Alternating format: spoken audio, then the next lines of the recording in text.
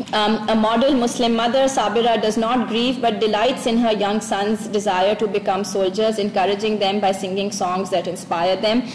One of which is اے رب کعبہ میرا یہ لال مجاہد بنے تیرے محبوب کے لگائے ہوئے درخت کو جوانی کے خون سے سیراب کرے. So quite literally she really literally prays that her sons die and the blood of her sons is used. But I do think that link between liberal internationalist politics, which was a response to Soviet totalitarianism specifically, it basically found an excellent ally, especially Islamic modernism and Islamic revivalism. And I think that's a history.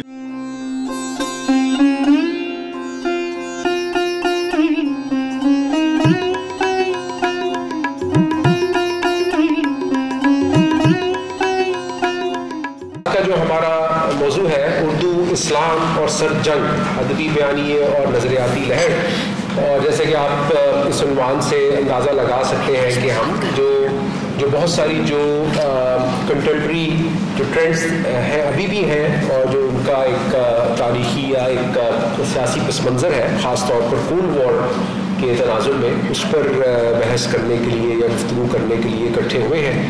اور ظاہر ہے کہ یہ صرف پھر جو بات ہے وہ کولڈ وار تک محدود نہیں ہے، اس کی جو ہسٹوریکل انٹیسیڈنٹس ہیں وہ تو اس سے بھی زیادہ پرانے ہیں اور گہرے ہیں. اور ان دونوں چیزوں پر بات کرنے کے لیے ہمارے ساتھ جو لوگ موجود ہیں ان کا بھی تعارف بھی میں کرواؤں گا. لیکن ہم نے یہ ایک طرح سے جب اس پورے مکالمے کی لیے جب ہم سوچ وچار کر رہے تھے تو ہمارا مقصد یہی تھا کہ اس کو ایک ہسٹوریکل اینگل سے یا ہسٹوریکل کانٹیکسٹ میں اس کو بیان کیا جائے. ظاہر ہے کہ اس میں جو اردو میں بہت کام ہے اور جو اردو کے نقاد ہیں انہوں نے بھی بہت لکھا ہے، بلکہ میں اسی لیے خاص طور پر ناصر صاحب کی کتاب ہی ساتھ لے کر آیا ہوں کیونکہ ان سے بہتر میرے خیال میں اس وقت ان موضوعات پر جو اردو تنقید میں جو لکھ رہے ہیں ان سے بہتر کوئی بھی نہیں ہے شاید.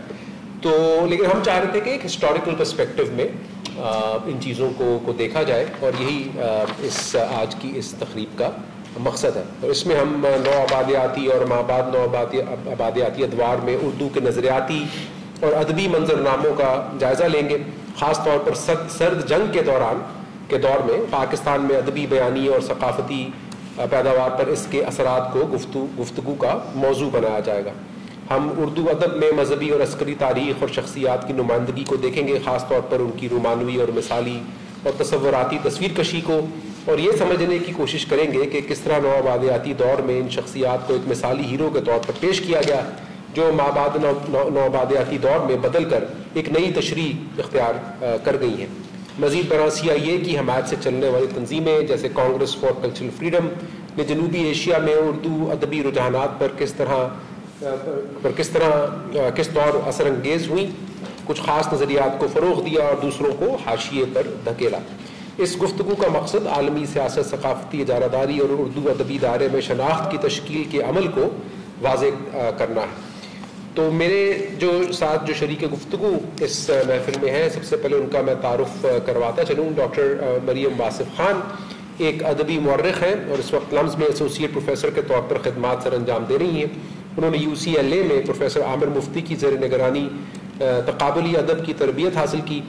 انڈر گریجویٹ انہوں نے پرنسٹن یونیورسٹی سے مکمل کی، جہاں انہوں نے تقابلی ادب کی ڈگری کے ساتھ ساتھ یورپی ثقافتی مطالعات میں ضمنی ڈگری بھی حاصل کی. ان کی جو مارکت العرا کتاب ہے ہو از اے مسلم اورینٹلزم اینڈ لٹریری پاپولزم، جو اس کو فوڈم یونیورسٹی پریس نے 2021 میں شائع کیا، اور کتاب اس امر کو اجاگر کرتی ہے کہ اردو ادبی تشکیل کس طرح دینداری، قومی شناخت اور شہریت کے تصورات اور ان سے منسلک سوالات کے لیے ایک مرکز کی حیثیت رکھتی ہے. آج کی گفتگو میں پروفیسر مریم واصف خان جو ہے وہ خاص طور پر نسیم حجازی کا جو فکشن ہے اس کو موضوع پر بناتے ہوئے جو براڈر جو ٹرینڈز ہیں، کرنٹس تھے اردو ادب کے اور اس کے جو کلونیل کانٹیکسٹ اور اس کی جو پوسٹ کلونیل کنٹینویشنز ہیں اس پر وہ بحث کریں گی. اس کے ساتھ ہمارے ساتھ پروفیسر علی رضا موجود ہیں جو لمز میں تاریخ کے استاد ہیں اور ایک نامور مورخ بھی ہیں. انہوں نے آکسفورڈ یونیورسٹی سے ڈی فل کیا اور برلن میں ZMO میں پوسٹ ڈاک فیلو کے طور پر بھی خدمات سر انجام دیں. ان کی تدریس اور تحقیق کے بنیادی موضوعات میں بر صغیر کی سماجی و فکری تاریخ، تقابلی نوآبادیات، استعمار مخالف جدوجہد، رد نوآبادیات اور مابعد نوآبادیاتی نظریات شامل ہیں. ان کی کتاب revolutionary pasts, communist internationalism in colonial India, Cambridge University. I'm going to try and lay out a little bit of why a figure like Hijazi is important. ہماری جو جنرلی اردو تنقید کی ایک ٹریڈیشن ہے اس میں زیادہ تر نسیم حجازی جیسے رائٹر یا رضیہ بٹ جیسے رائٹرز کو شامل نہیں کیا جاتا. انسٹیڈ ہماری جو ہے ایک ہسٹری جو لکھی جاتی ہے وہ زیادہ تر ایک ویسٹرن ڈیولپمنٹ یا ویسٹرن یا مغربی لٹریری ہسٹری یا ادبی تاریخ کے حساب سے لکھی جاتی ہے، جس میں ناول کی ڈیولپمنٹ وغیرہ جو ہے وہ پریولیج کی جاتی ہے، مگر اس میں بھی ان رائٹرز کو یوزولی کاٹ دیا جاتا ہے اور ہسٹورک مومنٹس کے حساب سے یہ تاریخ لکھی جاتی ہے. So I just want to focus a little bit on that.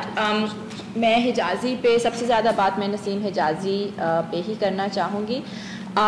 But I'll work through and go over why Naseem Hijazi is important, and also Naseem Hijazi's particularly establishment role is something I want to focus on as well.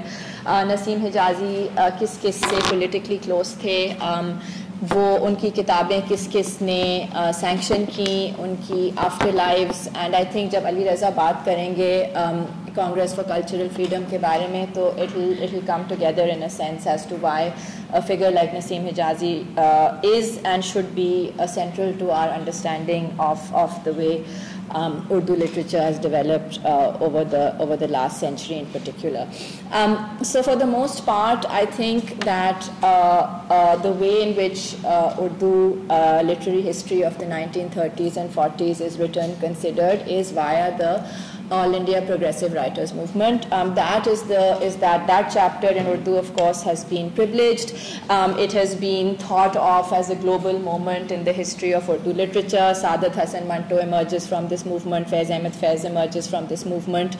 Aur usko, it's really considered a revolutionary moment in the longer history of Urdu literature. Of course, unka bhi ek goal tha. Naya adab was a big term that was used then.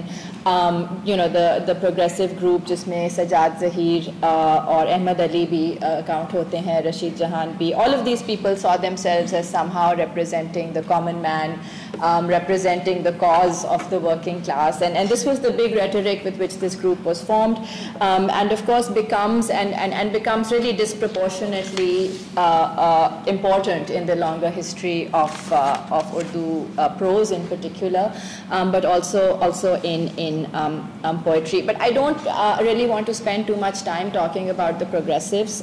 What I really want to posit here is, what were the progressives positioning themselves against? What did they see themselves as working against? And what kind of literary production did this collective hope to counter or reform?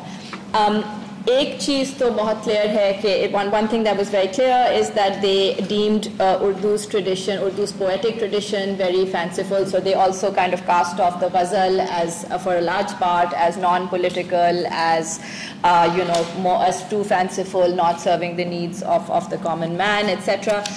But the other, of course, was the reformist fictions that had emerged in the 19th century. So the work of Deputy Nazir Ahmad in particular was considered, and of course Abdul Halim Sharar. یہ دو writers ان کے لیے بہت in some sense regressive سمجھے جاتے تھے. These were writers who they thought as unnecessarily religious, etc. And so the progressives really kind of really went against these, and they positioned themselves as a secular group that was going to, and that of course aligned itself with the English Bloomsbury group in no uncertain way. But what I really want to think about is how much of a lasting influence the progressives have really had on the Pakistani national landscape, as well as on the broader history of Urdu literary writing, and really, you know, where do they stand today in the 21st century, where we see a particular social climate in the country? What are the bestsellers, perhaps? Who is read? Who is televised? What does, in some sense, this nation consume in a large way, in a kind of on a large scale setting? And this is obviously very different from other comparable cases if we look through that. Anyway, so I just want to take a second here to kind of just outline the historical frame here. While the progressives and their ideology for a new literature are generally seen as severing ties with the past, the writers and works that, you know, I examine particularly in my book also are continuous with the reformists, right? So they're continuous with figures like Nazir Ahmad and Hali, and they extend from the early part of the 20th century until well into its final decades.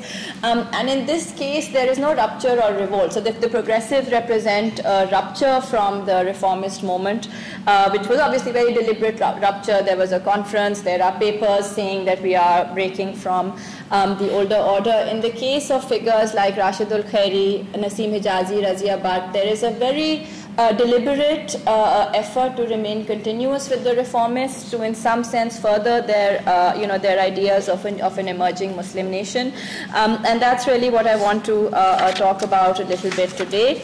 Prolific, best-selling, ubiquitous writers such as Rashidul Khairi, Naseem Hijazi, and Razia Bhatt, among others, produced a body of Urdu fiction, mostly in the form of the novel, that allows us to see the moment of Muslim reform as decisive and enduring for Urdu and the particular cultural and political identity the language comes to hold for Muslims in India and later Pakistan.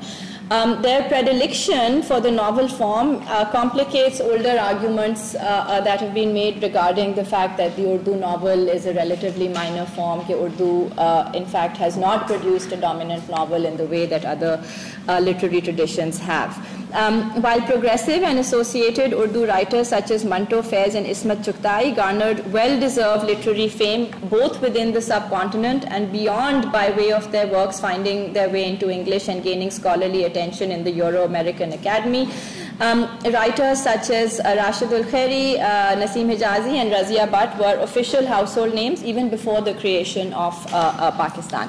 So all of these writers, all three of these writers, are really born out of the magazine and the journal world of Urdu. These are not, they're not in some sense isolated events. They're actually, they're writing in the journals that also publish progressive writers, interestingly, at the same time. But unlike the progressive writers, they too had a particular trajectory that they wanted to follow. And for them, the purpose of literature is not to uplift and find beauty in the lives of a struggling humanity, because that was really what the progressives thought they were doing, but rather to improve the declining state of the Muslim Qawm and restore it to its former moral and political glory. At the same time, it would be simplistic to claim that there was merely a contradiction and opposition between the progressives and the second group of writers, which is constituted by Hijazi and Razia Bhatt in particular. Both, though differently, were consciously writing what can informally be called an Awami or people's literature. And this was actually a term that the progressives furthered via Ahmad Ali. The idea of Awami functions indirectly against what is a high or elite literature. The latter was considered difficult to access and too abstruse for the common reader. In the same vein, Naseem Hijazi located his novels as works whose purpose was to revive the withered glories of Islam, an ambition he acknowledges must arouse the ire of those who raised the slogan of adab for the sake of adab, and this was of course also the French idea of art for the sake of art, and this was very much of course critiqued by groups, progressive groups at the time across the world actually, or more approximately translated art for art's sake. And again, I think here is where the, particularly this idea is also a communist idea at the time. It is very much espoused by Marxist groups for whom, art was too high, too inaccessible, and art therefore had to be used for the purposes of raising the lifestyle or helping the common man.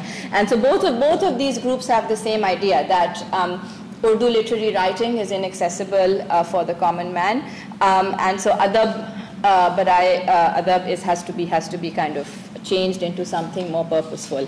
If the progressives imagine the awam or people as peasant and subaltern, the writers I examine here, Hijazi in particular, saw this same body as largely constituted of Sharif, middle-class men and women, Muslim men and women, in need of moral guidance and reprieve from the day-to-day oppressions experienced in a state such as Pakistan, founded as it may be in the name of Islam. And from here, I want to actually get a little bit to the form of the novel and how the novel is used precisely for these purposes. In singling out the novel as its preferred form, this overlooked set of fiction writers privileges the subjectivity of the middle-class Sharif Muslim and the inner workings of his or her identity with respect to the modern nation-state. Formally modeled on the English novel, but thematically reimagining the English Oriental tale, these novels are both domestic and national or Qawmi. Their heroes or heroines are bourgeois subjects with a view of the world that is informed by the totality of Islam, and their aspirations as characters, exemplary or other, function within the limits of the Islamic worldview. So they cannot in some sense break out of this, and this of course I'm borrowing here from various novel theories where the idea of course is that the hero of the novel is shaped by the idea of the nation itself, and the job of the hero is in some sense to expand national boundaries. Here, of course, the hero has to work within an Islamic nationalism rather than a kind of a less or a secular or a free floating kind of idea of territory. This ability or drive rather to imagine the world through this lens is shaped by a distinct perception of modernity as akin to Islam. Women in these novels are subjects whose sexual and spiritual identities coalesce to produce a domesticity proper to the politics, ambitions of North Indian and subsequently Pakistani Muslims. When examined as part of the extended transformation of a once elite literary register, and here I'm referring to Urdu as a once elite literary register, into a vernacular for India's Muslims, so the transformation of Urdu from what was once used by a kind of a multi-religious, multicultural religious elite in India to the language of India's Muslims, a broad vernacular language. These now self-identifying modern novels testify to how the idea of what was an Orientalist idea of what Muslims were like has now become a national narrative of an infant Pakistan.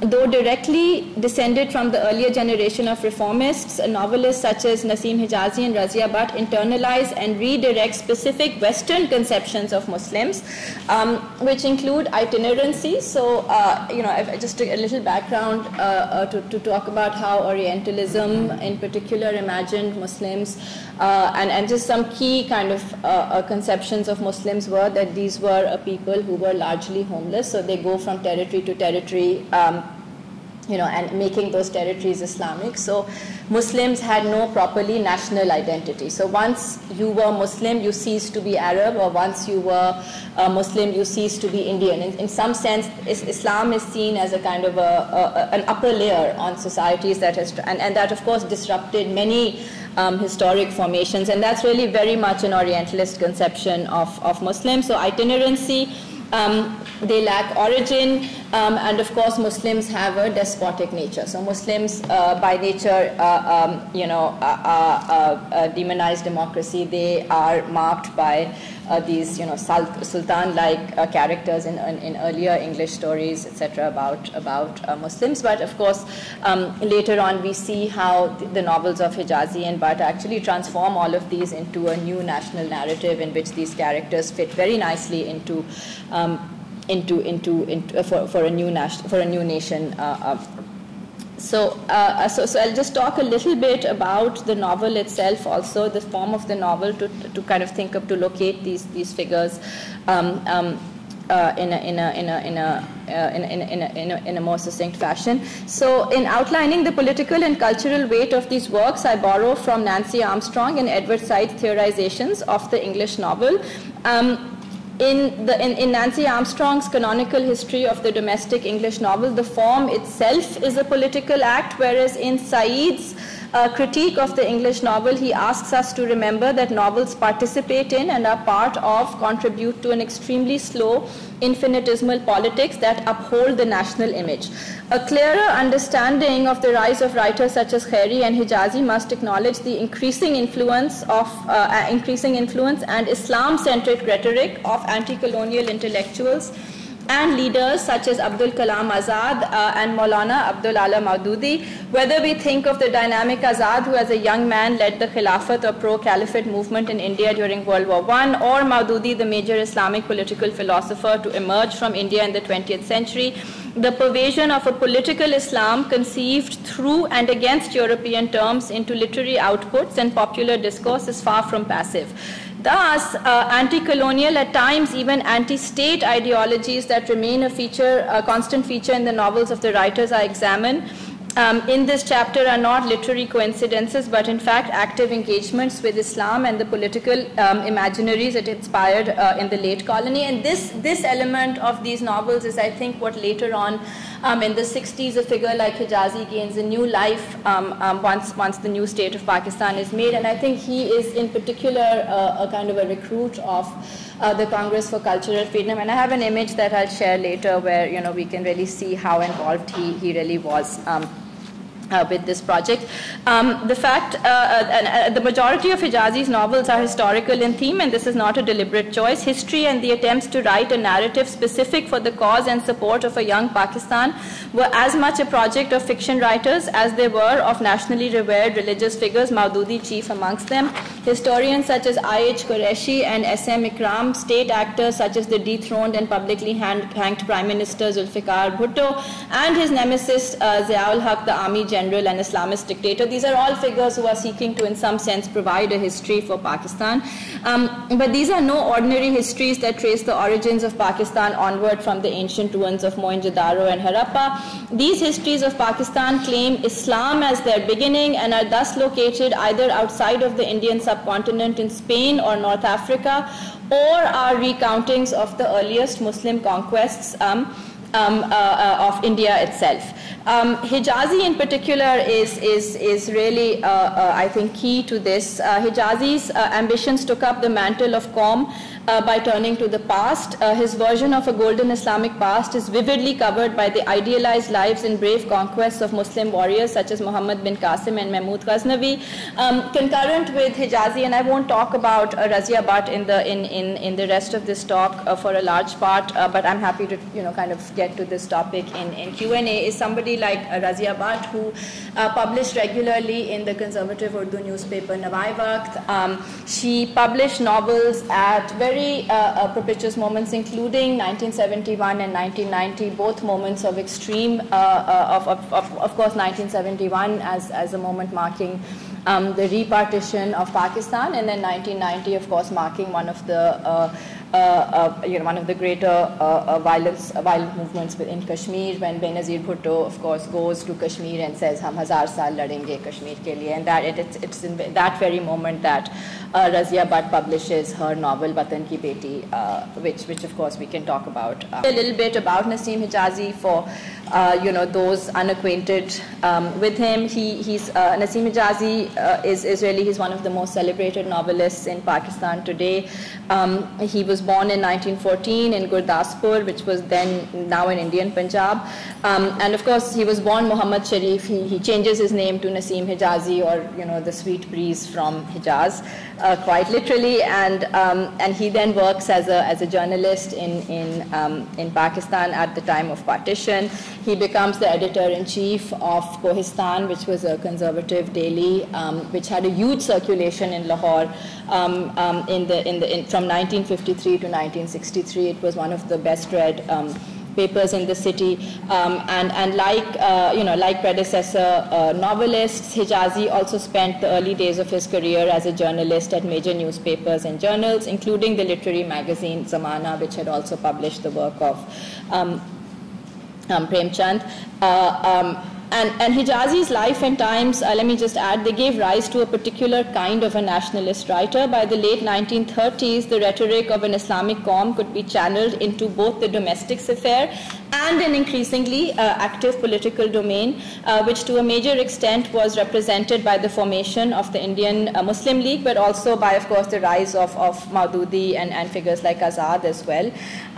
So there are two, I can just kind of quickly summarize a little bit about his novel Dastan-e-Mujahid, which is of the most interest to me for various reasons, and I'll just kind of go into that. Dastan-e-Mujahid is published in 1943 or 44, around that time. It's dedicated to Mir Jafar Khan Jamali, who was a key figure in the kind of the handing over of Balochistan to Pakistan later on, and Hijazi spent some time, I believe, in Quetta as well. So the story is of a young Muslim and his family and his quest to expand Islamic territories during the rule of Hajjaj, of the Khalifa Hajjaj bin Yusuf, and of course the second story, as we all know, is Muhammad bin Qasim, which is one of the best known. So let me just say a little bit about Hijazi as a writer. Hijazi must be read as one of the most enduring figures and he represents what we can think of as an extended moment of colonial influence on Urdu prose. His reimagined Muslim is continuous with the earlier or the Orientalist figure of the Muslim. In a sense, he is itinerant, warring, at times a conqueror, a ruler of foreign people, non-native to territories such as India or Central Asia, and subject to the ideological authority of the Caliphate. The terms of engagement of this figure, however, come from the nationalist subject at the cusp of realizing his freedom. So this figure, of course, is now the figure of the Mujahid, as opposed to the earlier figure that colonial and Orientalist narratives, had contained as a Muhammadan who is, either wandering and going from territory to territory, or who is, being set up as an example of bad despotism. But now, so Hijazi really produces in no uncertain manner the figure of the Mujahid, or one who undertakes jihad. The lack of a national or domestic center is now vested in the figure of Muslim and other women who are compelled to Islam and piety through the figure of the Mujahid, and the once conquered territories are now part of a beholden empire liberated by Islam from cruel past rulers. In other words, Hijazi's novels mark a moment of arrival, to use Partha Chatterjee's phrase, the coming full circle of the Oriental tale and its attendant forms in the shape of a distinct Muslim nationalism, whose allegiances can never align exactly with state or territory, but remain always with the abstract and intangible category of deen or religion, and whose antagonists are sometimes the English in their roles of colonizers, but very often Hindus, who are the natural enemies of Islam. Dastan-e-Mujahid, which is quite literally the Dastan, or the story of a Mujahid, or one who fights in the name of Islam, was extremely well received at the time of its publication, and then of course is seen as an inspiration for his second work, Muhammad bin Qasim. And Hijazi, when he kind of writes this work, he actually says that, I'm going to write about an event कि तारीख़ इस्लाम के किस वाक़े को अपने अफ़साने की ज़ीनत बनाओ, in a sense कि किस इस्लाम के इतने वाक़े हैं कि मैं किसको, which one should I privilege? And then of course he says कि मैं he says that instead of searching for a single flower, he ended up collecting a bouquet which he presents to the youths with the hope that it will instill in them the desire to return to their decayed garden. And he uses the word khiza actually in the introduction to the book. And then of course he goes on to talk a little more about how he can present Islam in a more interesting fashion to the young readers. Now Hijazi's education obviously is colonial in nature. He goes to Islamia College Lahore, and then which was under the Government College Punjab's syllabi at the time, he is obviously reading figures such as Walter Scott and Thomas Carlyle, all of whom shape his thinking. And in a very serious fashion, Hijazi's attitudes towards a nation and the significance of its great history echo much of what Carlyle had to say in works such as Past and Present and On History. Far from being concerned with historical or factual accuracy, the purpose of these novels is the poetic awakening of the people who figured in these events in a manner that makes them re-experience the social and human motives which led men to think, feel, and act just as they did in historical reality. Choosing templates similar to English histories and historical novels, Hijazi makes Islam and the Muslim warrior into the prophetic subjects of his stories. Dastan-e-Mujahid has been reprinted regularly since its initial publishing in Qaumi Kutub Khana, which is now defunct. It was at the time an extremely prestigious press. Later on, the rights to Hijazi's works were taken by Jahangir Book Depot, which I think publishes the book twice a year, every year since the year 2000. Publishes all of his books, in fact. And I mean, other writers on the list include, both the publishing houses have commanded significant influence in the world of Urdu letters. Their combined author lists include poets such as Parveen Shakir, Nasir Kazmi, political authorities such as Abdul Kalam Azad and Javed Ghamdi, as well as a range of well-known and best-selling best-selling fiction writers. Dastan-e-Mujahid follows the life and career of Naim, a young Muslim who from his boyhood days in Umayyad Iraq wishes to fight in the name of Islam and expand Islamic territories. The reader is introduced to Naim's mother Sabira, who is raising 2 sons by herself after her husband Abdur Rahman has been martyred while fighting abroad. Framing the events of the novel is a letter that the latter sends from his deathbed. So the father of the children sends the mother a letter saying that she must remain aware of her farz, which is that life in this world is false and worthless when compared to the death of a mujahid. The soldiers who bring news of Abdur Rahman's death to the small settlement outside of Basra where Sabira lives return his sword to the family as a symbolic reminder of their father's bravery. A model Muslim mother, Sabira does not grieve but delights in her young sons' desire to become soldiers, encouraging them by singing songs that inspire them. One of which is Rabbe Kaaba Mera Ye Lal Mujahid Bane, Tere Mehboob Ke Lagaye Hue Darakh Ko Jawani Ke Khoon Se Sairab Kare. So quite literally, she really literally prays that her sons die, and the blood of her sons is used to water the trees. 5 minutes left. Okay. So anyway, so this is kind of the frame of Dastan-e-Mujahid, and I think I'm just going to give very little excerpts from here. In a sense, Naim kind of grows up. He kind of goes to jihad, and then of course. But here are the couple of things that I want to highlight. The whole book is really a long series of adventures that he has and the enemies that he fights. But I do want to spend a second on the notion of the mujahid that is placed here. So the mujahid, Naim in particular, is really, when he kills. But largely the mujahid is also shown as this exemplary figure who converts people not through his violence, not through the sword, but through his actions. So in one case, for example, in one village, Naim's recitation of the azan would reverberate through the verdant meadows, and in place of dancing and singing, prayers would be offered 5 times a day. So in a sense, his very presence would convert people.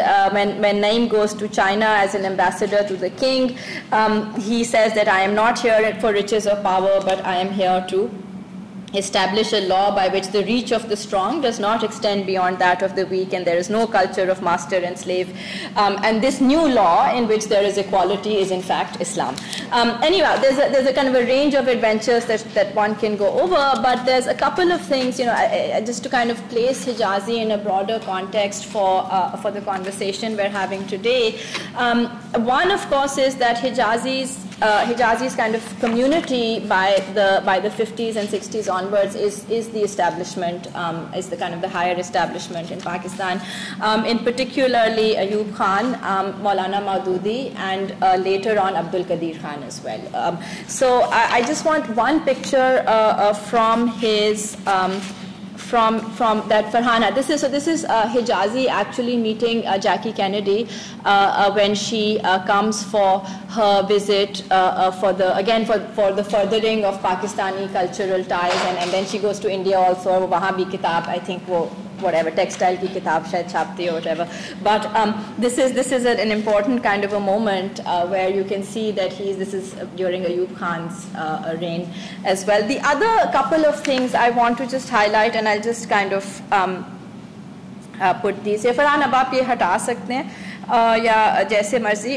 But the other, of course, is his closeness to Maududi, who had a very particular vision of jihad, and that vision of jihad is what Naseem Hijazi is actually able to further. And so for Maududi, and let me just say this, obviously for Maududi, in Pakistan was a kind of an iffy question, and that one can also talk about separately.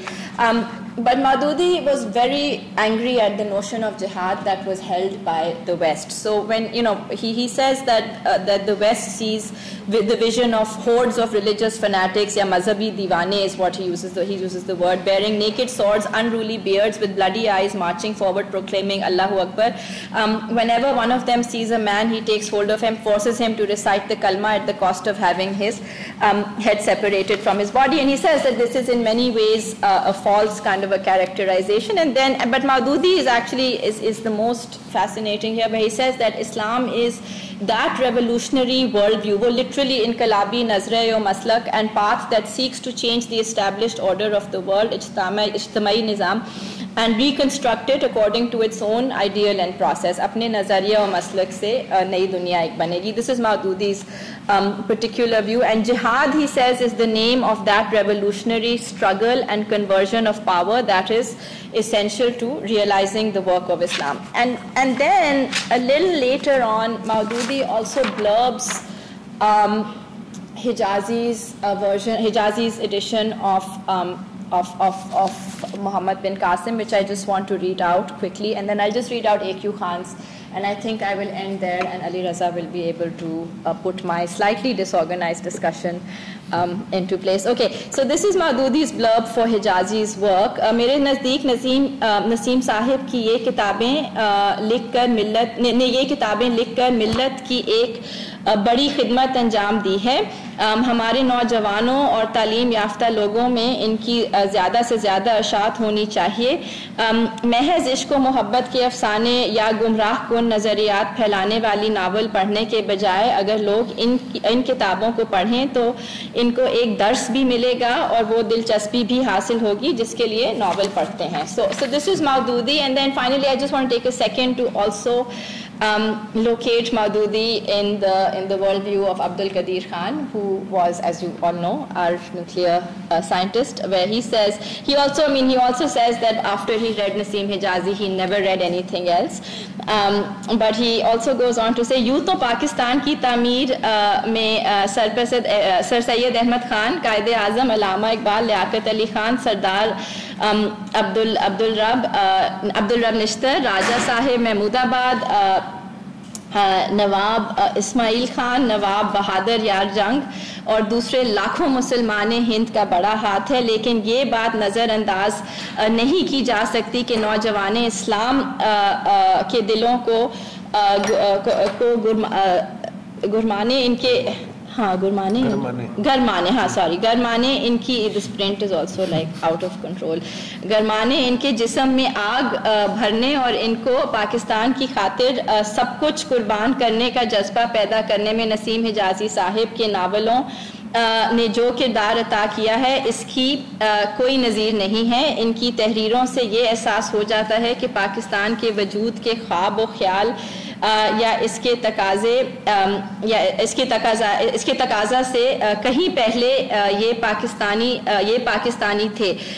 इनका दिल पाकिस्तान की मोहब्बत, इस्लाम और मुसलमानों की मोहब्बत में तड़पता रहता है. So this is really kind of gives us a totalizing view as to Hijazi's influence, not just as a writer in the 40s, but well into the Cold War, and I think well past. And I don't think I have time to talk about his influence in the present moment. But again, we can come back to that if there is later. Yeah. Thank you so much.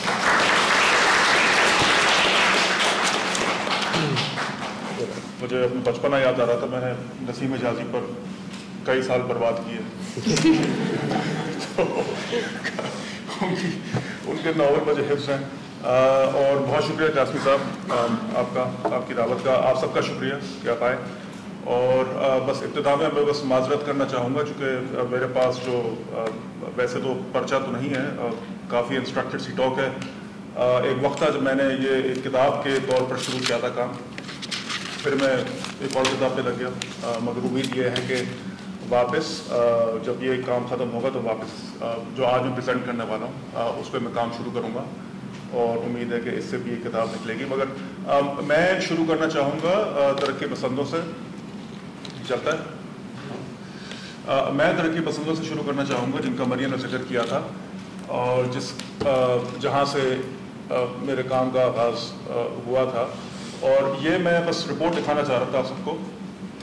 ऐसी पाकिस्तान में मुताबिक रिपोर्टें शाया हुई और इससे पहले अंग्रेज़ दौर में भी इसी नौयत की रिपोर्टें शाया होती थी. पाकिस्तान में ज़ाहिर बात है तरक्की पसंदों को और बिलखुसूस कम्युनिस्ट पार्टी को कौमी और मुल्की सलामती के लिए एक संगीन तरीन ख़तरा करार दिया जाता था. और ये काफ़ी वसी रिपोर्टें होती थी, काफ़ी जामे रिपोर्टें होती थी. और इनमें जो मेरी इंटरेस्ट की बात थी वो ये थी कि एक तो जो आम रिपोर्ट होती है उसमें तस्करा तो होता है कि मिसाल के तौर पे कि कहाँ यूनियन स्ट्राइक्स हो रही हैं, कहाँ कम्युनिस्ट पार्टी ऑर्गेनाइज कर रही है, पार्टी मीटिंग्स में क्या क्या बातें हुई. मगर साथ साथ जो मेरे लिए इंटरेस्टिंग बात थी वो ये थी कि इन रिपोर्टों में यूनिवर्सिटियों पर बहुत इनके बारे में बड़ी तफसीली एक तरह से रिपोर्ट्स थी. उसके अलावा सकाफती मैदान में जो हो रहा था उन पर इनकी बड़ी निगाह थी, इंटेलिजेंस वालों. और वहाँ से फिर मेरे लिए ये सवाल फिर इंटरेस्टिंग हुआ कि the question very simply put is why was culture so important. और इसकी एक झलक हमें मिलती है उस वक्त जो 50-60s में होते थे एफ्रो एशियन राइटर्स कांग्रेसेस होते थे कि जिसमें दुनिया भर के तरक्की पसंद आर्टिस्ट, शुरा, राइटर्स वो जमा होते थे. और वहाँ पे कल्चर को एक तरह का एक नेशनल लिबरेशन का एक जरिया देखा जाता था कि culture had the potential for reviving if you will a nation. Nation क्यों मैं कह रहा हूँ चूँकि एफ्रो एशियन राइटर्स कांग्रेसेस में उनमें से कई ममालिक ऐसे थे जो कि या तो हाल ही में आज़ाद हुए थे या फिर वहाँ पे एक साम्राज्य खिलाफ तहरीकें चल रही थी, वहाँ पे कौमी नेशनल लिबरेशन स्ट्रगल्स चल रही थी. और उन तमाम तर नेशनल लिबरेशन स्ट्रगल्स का सबसे जो उनका जो अव्वलीन तरजीह थी aside from getting rid of the colonizer was to revive their national cultures as they saw it. क्यों? Because under colonialism national culture were systematically degraded, they were systematically destroyed, and for national liberation leaders at a time reviving national culture, as Cabral, one of the greatest leaders of the anti-colonial struggle in the global south, put it, that culture was the vehicle, if you will, for grounding a new consciousness that would be anti-imperialist, that would be anti-capitalist.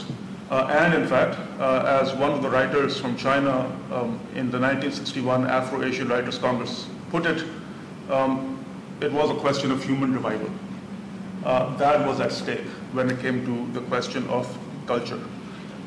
And so progressives from across the world, especially from the global south, from the third world, from formerly colonized countries, they were involved very much in the culture. So Pakistan में भी ज़ाहिर बात है कि कई जो हमारे नामवर शोरा थे, दानिश्वर थे उस वक्त के, वो भी इस तहरीक से जुड़े हुए थे. तरक्की पसंदों की बात कर रहा हूँ. फैज़ अहमद, फैज़ जाना पहचाना नाम है, मगर उनके अलावा ऐसे कई लोग थे जो कि इस तरीके से जुड़े हुए थे. तो पाकिस्तान में ज़ाहिर बात है कल्चर वो वाहिद मीडियम था जहाँ पे तरक्की पसंद खुलकर काम कर सकते थे. वो इस वजह से चूँकि 1954 में कम्युनिस्ट पार्टी ऑफ पाकिस्तान पर बैन लगा दिया गया. रावलपिंडी कंस्पिरेसी केस के बाद ترقی پسند تحریک پہ مزید ان پہ سختیاں ایک طرح سے نافذ ہوئیں اور کمیونسٹ پارٹی آف پاکستان کو فارملی بین کیا گیا اور دیگر جو لیفٹسٹ فرنٹس تھے ان کو بین کیا گیا تھا. اور پھر کم و بیش بس کلچرل فرنٹس ہی بچے تھے کہ جہاں پہ کمیونسٹ اور ترقی پسند کام کر سکتے تھے, جس میں سے ظاہر بات ہے سب سے نمایاں جو تنظیم تھی وہ ترقی پسند مصنفین کی تھی. تو اس پلیٹ فارم سے ترقی پسند کم از کم پاکستان میں اور دیگر پلیٹ فارم سے کام کیا کرتے تھے. اور پاکستان ایک طرح سے was at the heart of cultural cold wars, if you will, between the Soviet Union, between the Sino-Soviet bloc. At that time United تک بعد میں obviously مختلف ہو گئے تھے, الگ الگ ہو گئے تھے, الگ راستے انہوں نے اپنا لیے تھے, مگر تب بھی ان کے الگ الگ طرح سے وفود یہاں پہ آتے تھے, یہاں پہ ان کی لٹریچر تقسیم ہوتا تھا. And of course the Anglo American West. اگر ہم سوشلسٹ بلاک کی بات کریں, میں آپ کو چھوٹی سی جھلک دوں گا پھر میں آگے بڑھتا ہوں. پاکستان میں کئی 1960s میں کئی ایسے ادارے تھے.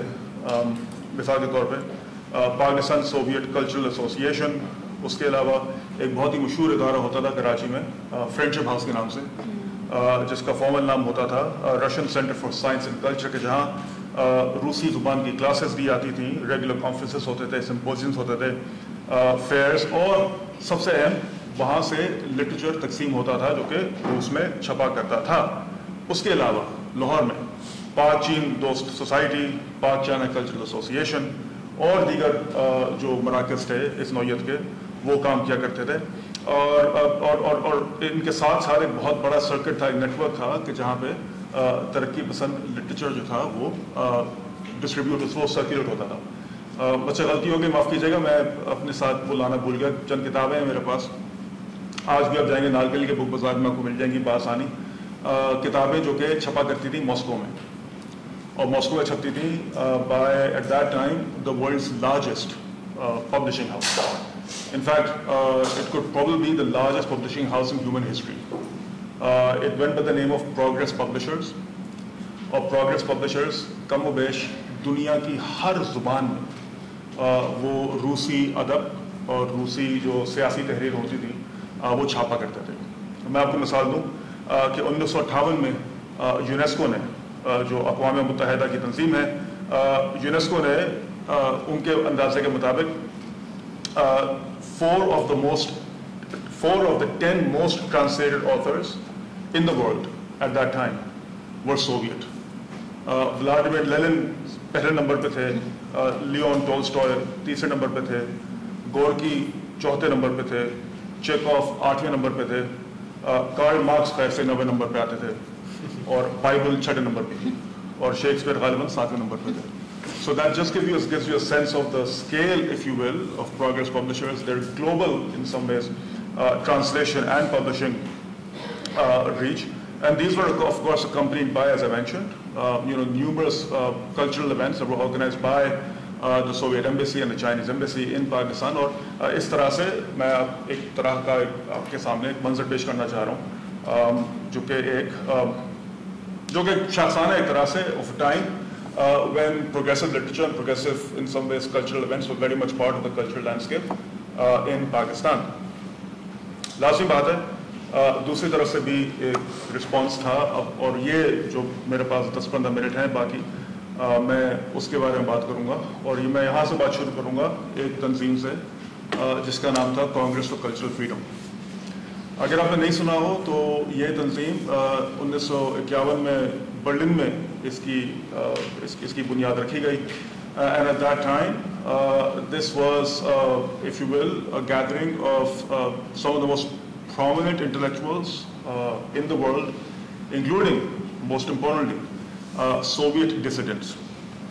اس کا بنیادی مقصد سوویت ٹوٹالیٹیرینزم کو اس کے خلاف ایک آواز بغاوت, ایک طرح سے اعلان بغاوت کرنا تھا. اور اس فاؤنڈنگ کانگریس نے ایک مینیفیسٹو فار فری مین شائع کیا تھا جو کہ CCF ایجنڈے کی ایک طرح سے نمائندگی کرتا تھا. اس مینیفیسٹو میں 14 نکات تھے, and specifically it declared intellectual freedom as one of the inalienable rights of man. It also condemned, of course, totalitarianism, which was obviously an indication towards the Soviet Union and, of course, its socialist allies. And totalitarian states, the manifesto declared, were one of the greatest challenges which man has been called on to meet in the course of civilized history. The theory and practice of these regimes, they said, ran counter to the basic rights of the individual and the fundamental aspirations of mankind as a whole. اور سب سے بڑی threat جو اس manifesto اور اس کانگریس کے نزدیک جو تھی جو کہ ٹوٹلیٹیرینزم سے تھی وہ that was a threat to intellectual freedom and freedom of expression. اور آخر میں وہ مینیفیسٹو ڈکلیئر کرتی ہے, اس مینیفیسٹو میں ڈکلیریشن ہے دیٹ انڈیفرنس اور neutrality in the face of such a challenge amounts to a betrayal of mankind and to the abdication of the free mind. The fate of man for generations, the CCF noted, depended on the choices that these intellectuals made. Or CCF ne, from its founding origins in 1951, it spread its branches across the world. اور پاکستان میں بھی 1956 میں اس کی ایک شاخ بنائی گئی کراچی میں. اب سی سی ایف پاکستان پر آنے سے پہلے میں آپ کو تھوڑا سا I want to give you a broader, if you will, picture of what that global fight over culture looked like. چونکہ CCF was just one of the many organizations that were affiliated with the United States or with the Anglo-American bloc. There were other organizations too. And those organizations were explicitly supported by the State Department and the CIA. In fact, CCF itself was a CIA front. اور یہ بات leak ہوئی تھی 1960s میں کہ جب یہ Washington post نے بہت ہی سنسنی خیز خبر انہوں نے شائع کی تھی کہ CCF وہ CIA کا بہت ہی گہرا ان کا تعلق ہے, CIA کا بلکہ فرنٹ تھا, پلیٹ فارم تھا, کہ جس وقت اور وہ ایسا وقت تھا کہ جب متعدد جو دانشور تھے جو کہ CCF سے جڑے ہوئے تھے ان کو جا کے اندازہ ہوا تھا کہ آخر میں ہم بھی CIA ایجنٹ نکلے. پہلے ان کو اس طرح سے اندازہ نہیں تھا, وہ اپنے طور پہ CCF کے ساتھ منسلک تھے, and they agreed by and large with the objectives of the CCF, which was ultimately about intellectual freedom, intellectual autonomy, جیسے مریم نے ذکر کیا, art for art's sake. تو ایسے انیشیٹوز جو اسٹیٹ ڈپارٹمنٹ سپورٹ کرتا تھا ان کی ایک جھلک آپ کے سامنے ہے.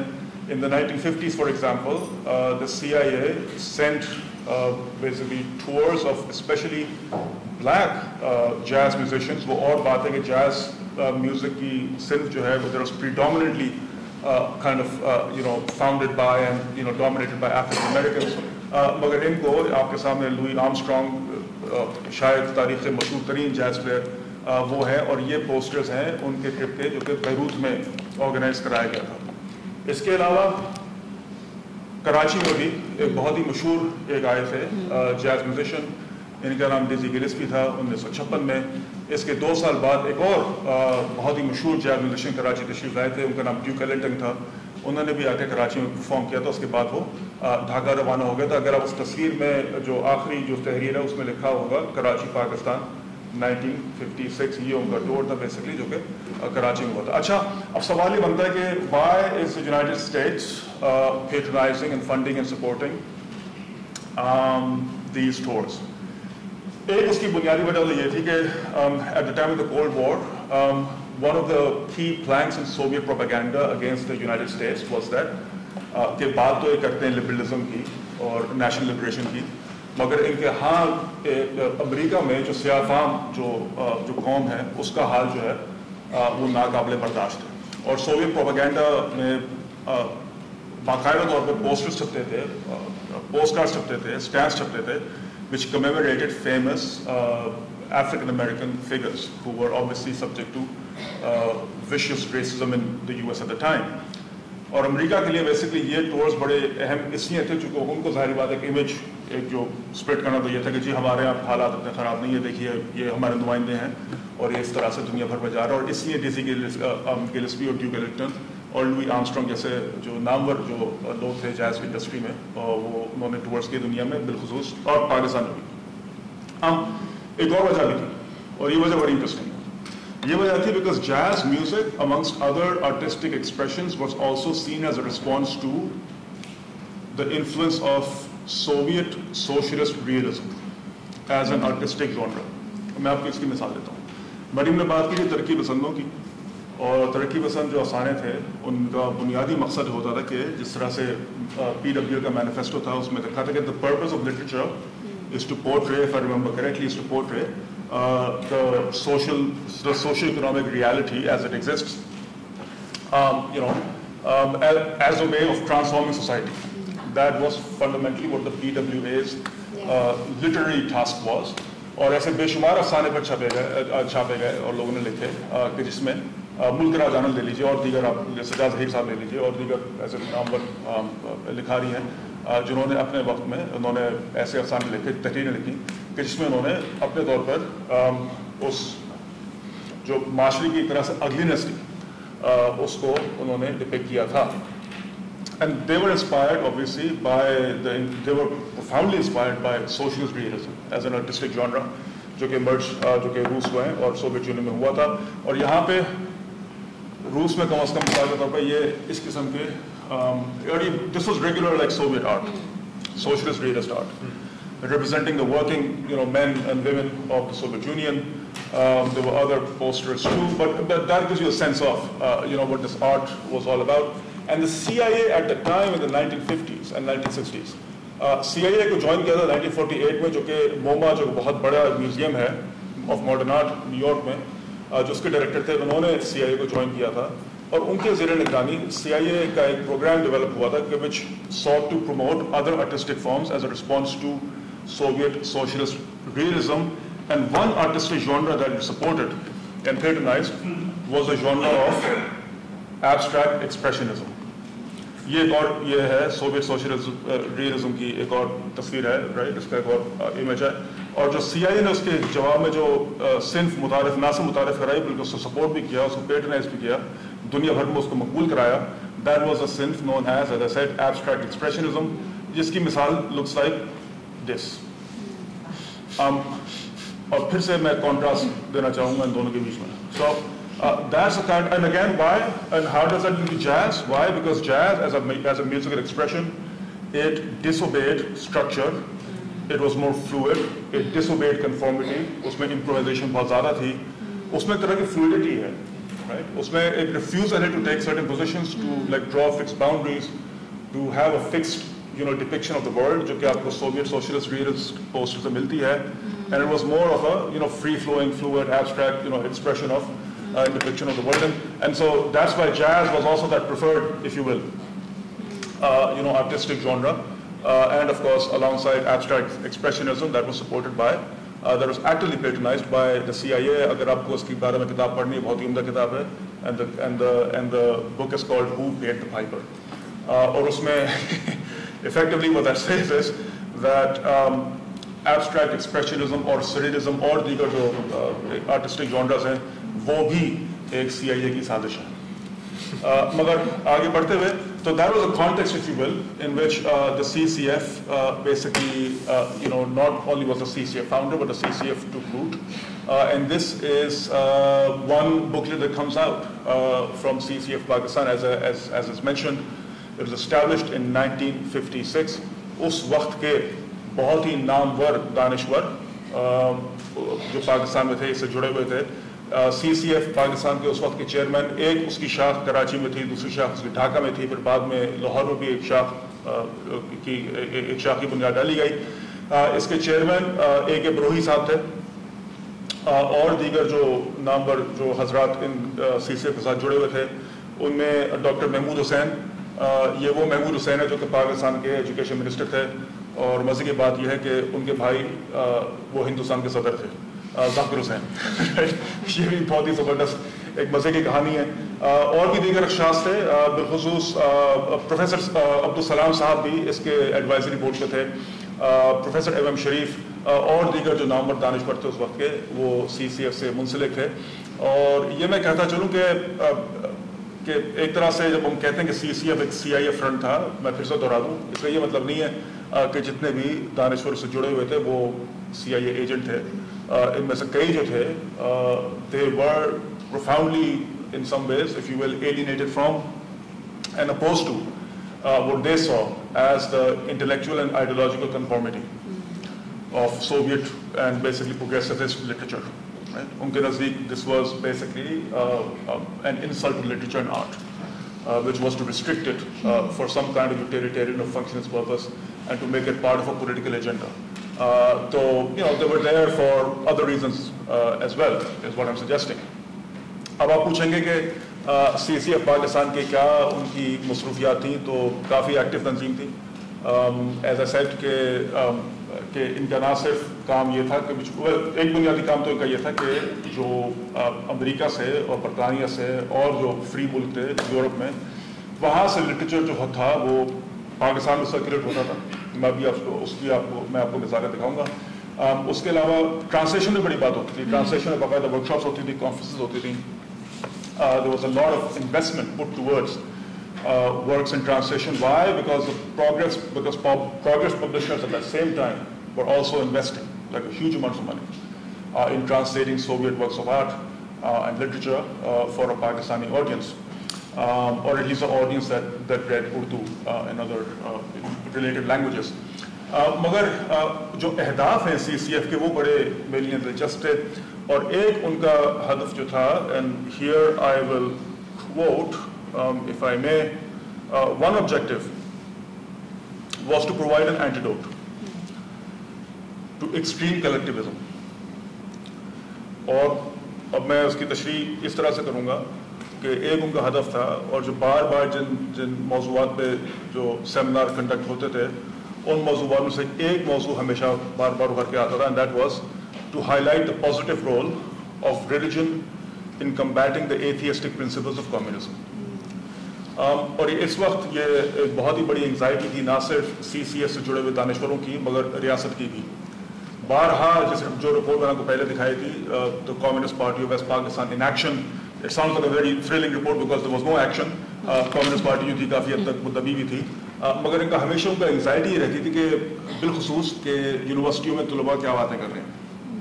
اور بارہا جو ان کی جو ٹرم آتا ہے وچ واز دیٹ کہ یہاں کی جو نوجوان جو یہاں کا طبقہ ہے، that was in danger of falling basically for communist ideology. اور جو کورس آتے ہیں they look like they read as follows: fascination for communist ideology. Communist ideology is having cast a spell on Pakistan, especially amongst Pakistani students. And so everything from education, from university kind of like administrations to educational curriculums were a question for these reports, and of course for Pakistan CCF. And as I mentioned, they organized numerous seminars on these very themes, not just of course in the role of religion in combating the atheistic principles of communism, but also to highlight other artistic kind of like genres as a way to respond to what they consider to be the heresy of the progressive movement in literature. اور میں آپ کو تصویریں ہیں میرے خیال سے میرے پاس. ہاں، یہ آپ کو نظر شاید نہ آئے، مگر this is just to give you a sense of what this looked like. یہ میرے ہاتھ بلکہ کئی ہزار صفحے لگے تھے سی سی ایف کلیکشن سے. اور ان میں what I was struck by deeply was that چھوٹی چھوٹی لائبریریاں ملک بھر میں، یہ ایک لائبریری کا ذکر ہے جو کراچی میں تھی. جامع کیا ہے؟ سوری نظر نہیں آ رہا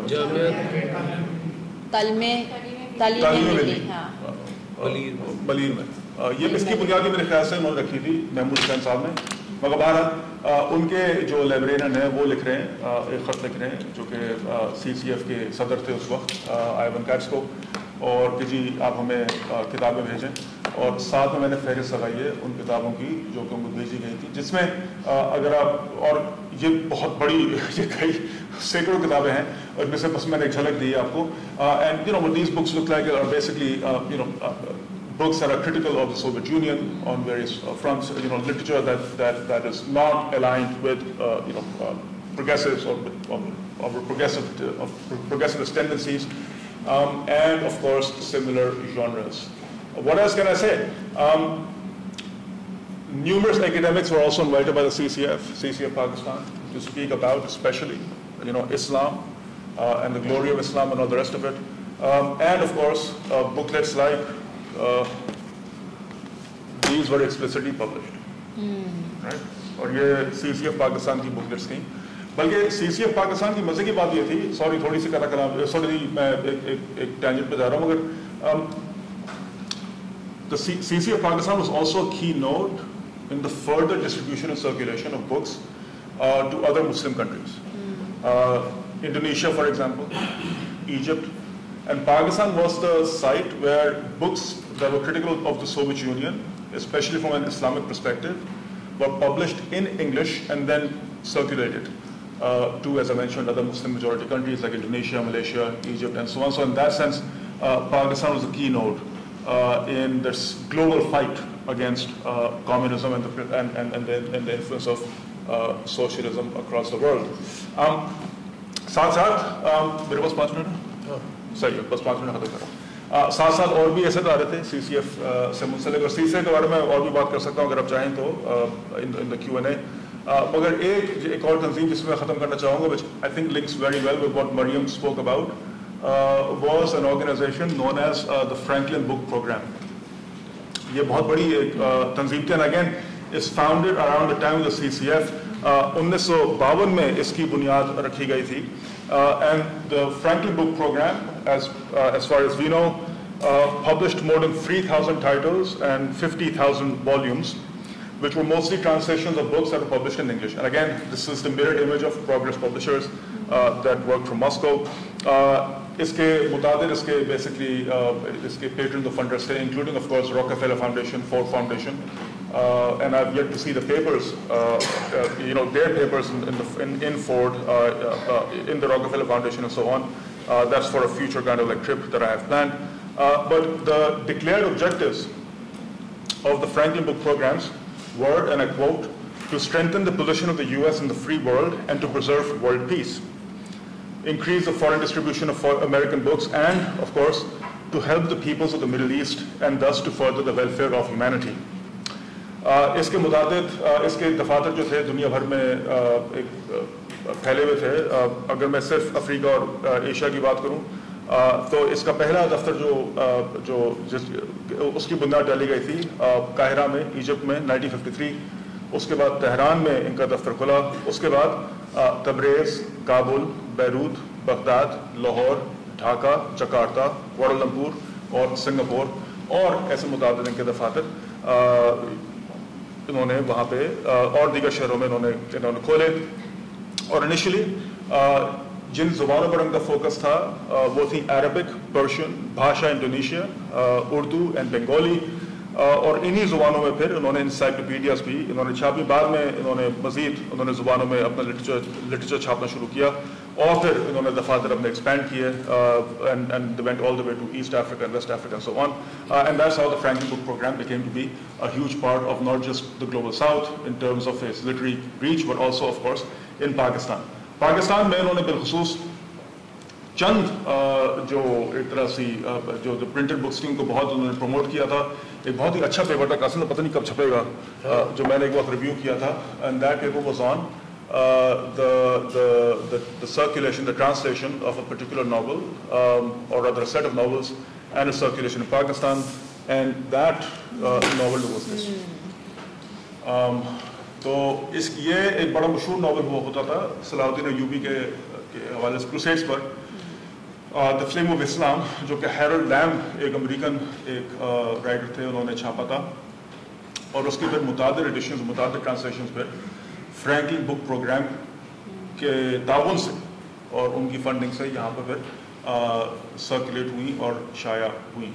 اور اس کے متعدد ٹرانسلیشن بھی آپ کو ملیں گے, اور کئی ایڈیشنز اس کی آپ کو ملیں گے. اور یہ لنک اس طرح سے کرتا ہے جس طرح سے مریم بات کر رہی تھی, چونکہ جیسے انہوں نے ذکر کیا تھا کہ ایک صدی ہے اور اس سے زیادہ ہے of I guess conquest literature, یہ کہیں گے جو اردو میں کانکوسٹ جو لٹریچر ہے. نسیم اجاز سے پہلے بھی ظاہری بات لوگ تھے, شرر تھے, نوانی تھے, تو اور دیگر جو لکھاری تھے, انہوں نے کانکوسٹ لٹریچر کو انہوں نے ایک طرح سے نہ صرف اس کی بنیاد ڈالی, اس کو متعارف کرایا, مقبول کرایا.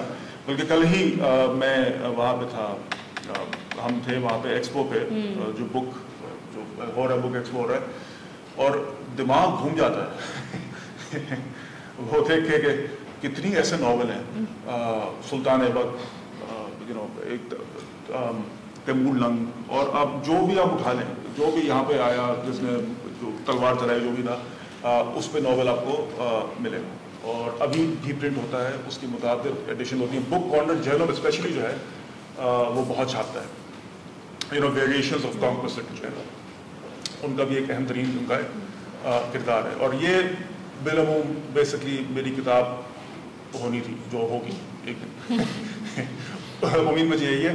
اور آخر میں بس یہ کہوں گا کہ I think I don't have any major takeaways except for two. I think for now, for this talk, I think the first takeaway that I have, or the first thing that I would like us to think about, is that any literary history of Urdu, or in fact any subcontinental language, has to seriously take account of global networks of distribution, of circulation, and especially of translation. And those circuits, they stretch from Moscow to New York. Like there's no history of Urdu, in my view, that can be written without also including Moscow.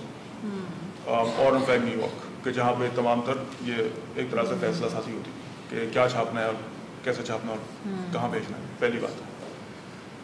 دوسری بات یہ ہے کہ I think that there is a history to be written still of the nexus between liberal internationalism and Islamic revivalism. And I think اس کو بہت under پلے کیا جاتا ہے اور میں Islamic revivalism کی I'm choosing the words very carefully. I'm not saying theology. کبھی کبھار یہ لیفٹ کے جو دوست ہیں بالخصوص وہ جماعت اسلامی کو بھی ایک CIA سازش کہتے ہیں, میں ان میں سے نہیں ہوں.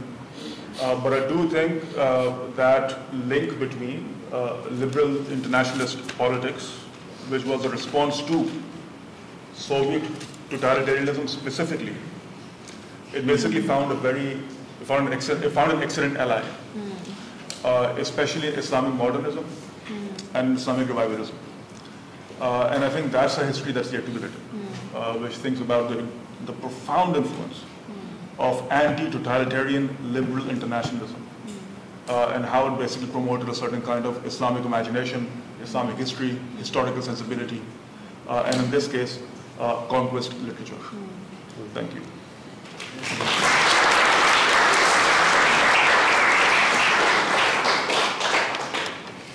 بہت شکریہ آپ دونوں کا. ہمیں I think it's very clear جو لنک ہے ان دونوں ٹاکس میں وہ بہت واضح ہے. اور ویسے تو میں چاہتا تھا مریم کہ اگر آپ جو اورینٹل ٹیل اور جو کرونوٹائپ کا جو آپ کا کانسیپٹ ہے اس کو بھی ذرا آپ اگر ویسے اپنی گفتگو میں لے کر آئیں, because that really sets the tone نا کہ مطلب آخر میں ناول کی جو ٹائپ ہے جو داستان سے جو وہ ٹرانسفارمیشن کے بعد جس کو آپ کہہ رہی ہیں کہ اس کا جو بورژوا سبجیکٹ ہے اور اس کا ڈومیسٹسٹی کی اس کے اندر تھیم ہے, اور I mean it's clearly the coloniality of that project is very very clear, right, کہ وہ reformist بھی ہے at the same time. اسی وقت میں وہ اردو کو وہ نیکلرائز بھی کر رہا ہے, اس کو ہائر رجسٹر سے اس کو ایک کامن اس میں بھی لے کر آ رہا ہے کہ جس کی وجہ سے وہ اتنے بڑی تعداد میں اردو جرنل شائع ہو رہے ہیں, تہذیب نسواں ہیں یا باقی ہیں, اس میں بھی اسی طرح کی تھیمز وہ ہیں. اور وہ پھر اس کی پھر آگے سے کنٹینیوٹیز ہیں کہ کس طرح سے ایک پوسٹ کولونیل موومنٹ میں وہ ایک the kind of like shape that it acquires. اور وہ I think that and also like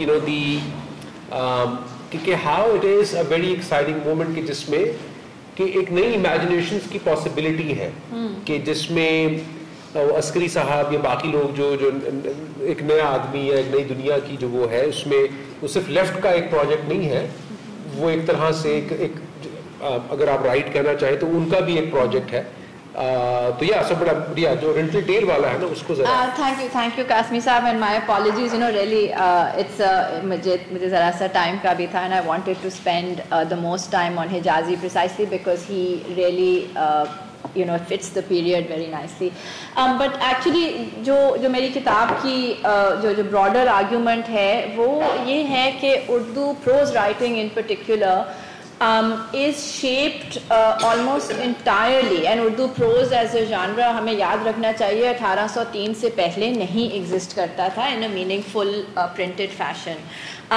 وہ میں یہ ٹریس کرتی ہوں کہ 18th century Orientalist thought, which is when I say this, جو جس طریقے سے مسلمانوں کو England in particular, England and France in particular, جو دو dominant cultural powers تھے in the 1700s, how they saw Muslims, and there were particular categories in place, اور اس کو میں نام محمدن chronotope quite literally دیتی ہوں, جس میں time and space دونوں include ہوتے ہیں.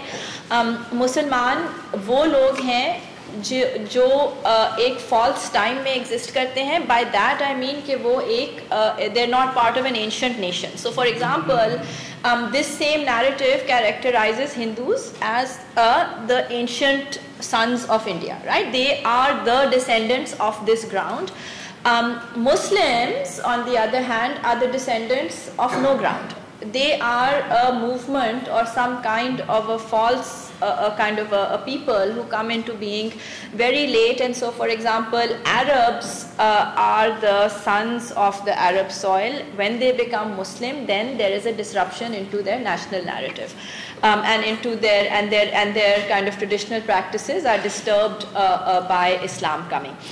So that is the notion of a time and space together, right? And so Muslims are essentially nationless beings as per the formation, as per the kind of the Orientalist formation. اور اس کے جو ہیں I mean there was I want to say huge amounts of literary output which had Muslims as the kind of protagonist, جس میں Arabian Nights سب سے پہلا kind of کیا کہہ سکتے ہیں pioneering کتاب تھی, جس کے بعد کوئی ہزاروں کتابیں انگلینڈ اور فرانس میں چھپی ہیں, جس میں ہر قسم کا ایک مسلمان جو تھا وہ سلطان تھا یا وہ زیادہ سے زیادہ بیسٹ مرچنٹ تھا, اس سے نیچے کوئی طبقہ نہیں تھا. And these people were basically moving from place to place. ان کے کوئی گھر نہیں تھے, ان شادیاں بتیری کر لیتے تھے, and they were in a sense homeless and they would move around from place to place. And what was clear, and this was of course buttressed by a very serious amount of research that was done, especially from the 1780s onward in India, where Hindus then became a kind of a privileged set of a privileged kind of a class, where or rather a national formation, because they were seen as the descendants of the Sanskritic civilization of India. Muslims, on the other hand, were seen as a figure that disrupted the history of India, just like they disrupted the history of Arabia, or they disrupted the history of Central Asia, what they call the Tartars, jahan se I believe Mughals ko bhi trace kiya jata hai. So that was the chronotope, that Muslims do not have an ancient time and neither do they have a native space. With that chronotope in place, a kind of ye England mein to theek raha. Uske baad from 1803 onward, the kind of literary fictional production that took place in Fort William College in particular, jo ek in a sense Urdu prose ka founding school hai. And really, all I can think of is that Urdu really has been shaped repeatedly by first British colonial and then kind of American cultural colonial movements till today, quite literally. And so Fort William begins to produce what we call the first Urdu literature, and it is, and I use the word literature with great trepidation now. It is a word that I find formed through some kind of colonial influence as well. And in Fort William College, Urdu prose is marked above all by Bago Bahar, jo ek seminal textbook, ek seminal work of Urdu literature ban jati hai 1803 mein. Bago Bahar also works with all of these themes. It is a very strange kind of a version of the Arabian Nights, etc. Log usko dastan mein aksar group karte hain, very erroneously. It has nothing to do with the dastan. It in fact works very nicely along the moralistic lines that English literature at that time worked on. It really did not have a hint of the dastan, other than of course kind of the notion پریاں ہیں اور یہ ہیں, بس that's it, and that's where it goes and ends. جو داستان تھی اس کو fort William college نے in fact actually side line کیا, اس کو کنڈیم کیا, اس کو لوگوں کی امیجنری سے نکالا گیا, whereas again these contained stories were pushed forward.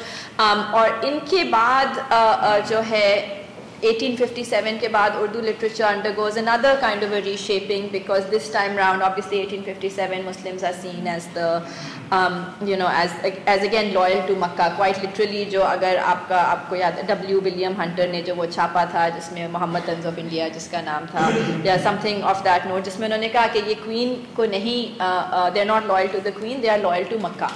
اور پھر اس کے بعد سر سید نے چھاپا نہیں لوئل محمد طنز of India.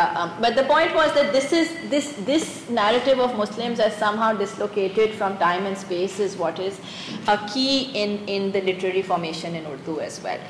Urdu prose in particular. I really, the ghazal of course is very much preserved and kept away from all this. Nazam کہ obviously ذرا سے doubtful origins ہیں.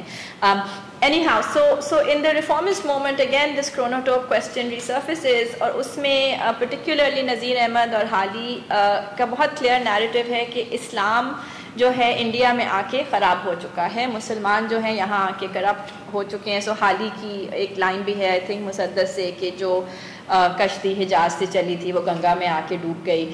That's quite literally from I think Musaddas. Nazir Ahmad کا یہ ہے کہ جو بھی آپ پریکٹس کر رہے ہیں ایٹسیٹرا یہ بدعت ہے. Anything that is multicultural, for example Mirat ul Uroos has huge examples of this, any multicultural activity is deemed بدعت in میرات العروس.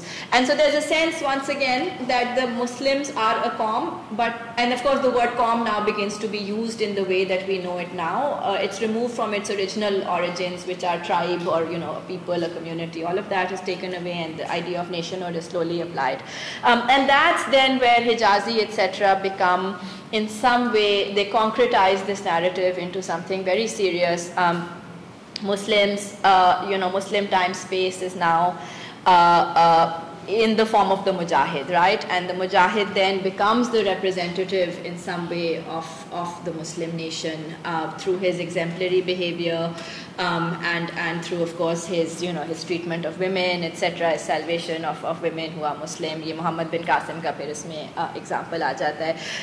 یہ بات میں نہیں کر سکی in the talk, but I also actually trace a much more contemporary and I suppose trashier genre, I mean if one wants to say it, which is our own, which I call really a post 9/11 set of works, jo Umaira Ahmad اور فرحت اشتیاق اور بشرا رحمان وغیرہ کی writing ہے, جس میں یہ themes continue کرتی ہیں. The difference is that women now become central to these narratives, and what is really kind of alarming about these is this entire break from the very idea of the nation state itself. So in a sense the entire center of the world for these female heroines is now Makkah.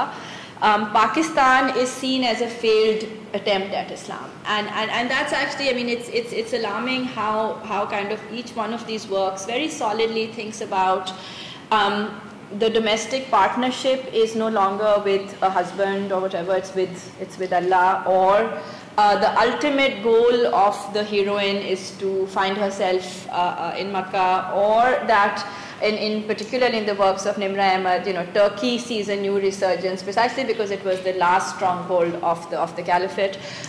So there's a rearrangement of the Islamic world in which Pakistan, because of its clear elite, and again isme elite ka bahut, there's a strong carriage of elite failure here. Pakistan's elites are the ones who have failed Islam, and therefore there needs to be a rearrangement of the state where the center is now removed from this place and it is taken to a spiritual kind of a site. So I think that should sum up some of the things I missed. Just very briefly, Aliza, matlab خیال میں اور بھی جو ریاستی سطح پر جیسے معاملات تھے نا, جیسے آدم جی ایوارڈ کا اجرا, رائٹرز گلڈ, تو وہ آئی تھنک وہ کوئنسائڈ کرتی ہیں وہ ساری چیزیں اس دور سے اور جو بات آپ کر رہے ہیں. But at the same time I think کہ اگر جو جس طرح سوویت آرکائیو بھی کھلی ہے اور اس تک ایک لینگویج بیریئر ہے وہ ایکسیس ہو, so I will be very interesting to see کہ یہ جو ماسکو کا جو اشاعت گھر تھا کہ وہ اس کی ریچ کہاں تک تھی, کہاں کس طرح سے وہ کتابیں پہنچا رہے تھے. اب جیسے I mean but despite all the efforts I mean what they were doing اس میں بہرحال ایک ریسٹرکشن تھی. جیسے وہ انہوں نے اپنی آٹو بایوگرافی میں لکھا, کیا نام تھا عبداللہ ملک کے بھائی, عبداللہ ملک نہیں ان کے بھائی کا, جو رؤف صاحب جو پبلشنگ ہاؤس چلاتے تھے, کہ وہ پروگریسو پبلشر کہ امپورٹ لائسنس نہیں ملتا تھا, کہ اگر آپ سوویت بلاک کے کسی ملک سے کوئی کتاب منگوانا چاہ رہے ہیں تو اس کا امپورٹ لائسنس نہیں ملے گا. سب کر لیتے تھے. So یہ کولڈ وار پالیٹکس جو ہے اردو لٹریچر پہ اس کا بے پناہ اثر ہے کہ وہ کون سے ادیب ہیں, وہ کون سے تراجم ہیں, وہ کون سی پرسنالٹیز ہیں جن پر آپ پڑھ رہے ہیں, وہ کون سے لوگ ہیں جن کو آپ پڑھ رہے ہیں, وہ کون سی کتابیں جن کو انعامات مل رہے ہیں. So it's all linked you know. So تو ایسا نہیں ہے کہ لیفٹ کے لوگ نہیں تھے یا وہ لکھ نہیں رہے تھے. بہت معروف نام بھی ہیں, علی عباس جلال پوری ہیں, سبت حسن ہیں, اور انہوں نے ایک بہت میں سمجھتا ہوں کہ ایک بڑی جنریشن کو متاثر بھی کیا, but still at the same time they were a periphery, مطلب وہ مین اسٹریم اس طرح سے نہیں تھے. That's how, you know, that's the entire argument, کہ how Cold War curated a certain kind of literature in Pakistan. And I mean one could say کہ بہرحال یہ تو آج بھی ایسے ہی چلتا ہے کہ اب اس کی فارم بدل گئی ہے, اب لٹریچر فیسٹیولز وغیرہ آ گئے ہیں. تو اب لٹریچر فیسٹیولز میں ظاہر ہے کہ خاص طرح کے لوگوں کو, ایسا نہیں ہے کہ وہ اچھا لکھنے والے نہیں لوگ ہوتے, اچھے لکھنے والے لوگ ہم بھی جاتے ہیں وہاں کبھی کبھار. تو وہ لیکن you know, so but that's part of how you know attempts at controlling and curating, you know, that's the point. Yeah, so اب آپ لوگ کوئی سوال, comments وغیرہ جناب. So I have a question, both of you can answer this, but مجھے نہیں idea. We don't see an effort towards making this known کہ یہ سب کچھ جو انفلوئنسز آئے تھے اردو لینگویج پہ, اسپیشلی فرام, جیسے سر نے بولا نیو یارک ٹو ماسکو جو انفلوئنسز ہیں اسپیشلی. اب جیسے فار ایگزامپل دیر از اے نظم بائی فیض صاحب جس میں وہ جوزف مکارتھی کی وجہ سے جو ایک کپل کو الیکٹرک چیئر دی تھی. Now that is the only thing میرے خیال سے جس کے اوپر میں نے کوئی ریٹن ایکسپٹ دیکھا ہے جس میں یہ ایک اسٹوری پوری لکھی ہوئی ہے, ورنہ you the entire focus is just specifically on the literature and not on the overall context, especially the context of school.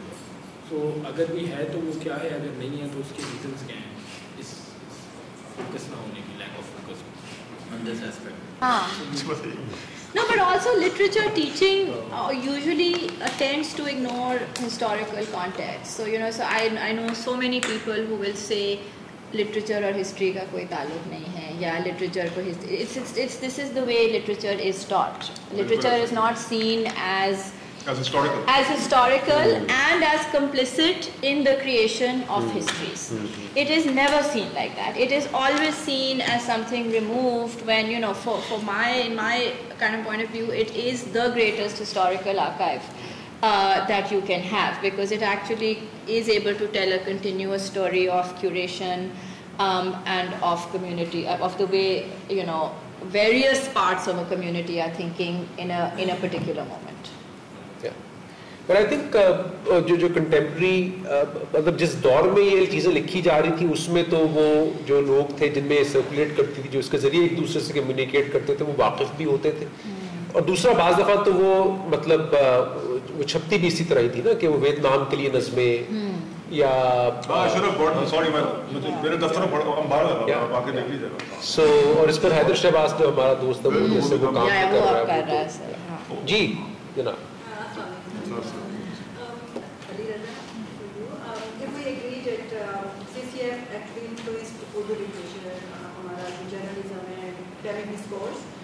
So in Pakistan, so if we agree to this that it has influenced them, it has impacted. So it also has impacted directly our government policies as well. And but regarding cultural literature, but what we see, unless till today, जब तक PTV था, तब तक हमारा वो intellectual freedom नहीं आया था. Like intellectual freedom, I believe कि तब आया जब हमारे पास freedom आ गया मीडिया में, ठीक है. But मेरा क्वेश्चन ये कि can we still see the ideological impact of the CCF in Pakistan now in modern literature and academic sectors, और अब इसका जो खत्म हो गया है impact? At the broadest level, I suppose, sure, there is an impact.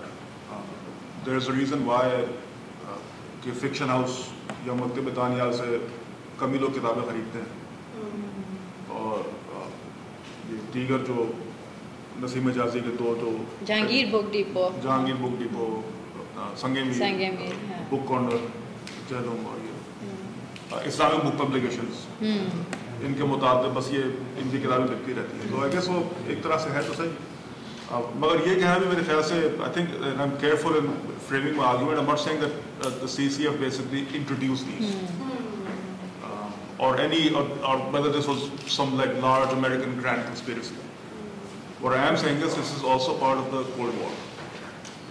I think यहाँ तक मैं बात रखूँगा, और किस हद तक बेसिकली वो इन्फ्लुएंशियल थी वो हम देख सकते हैं कि बेसिकली एक तो कि अब तरक्की पसंद अदब कहाँ छपता है ही नहीं, उसका तो कला कम हो चुका है.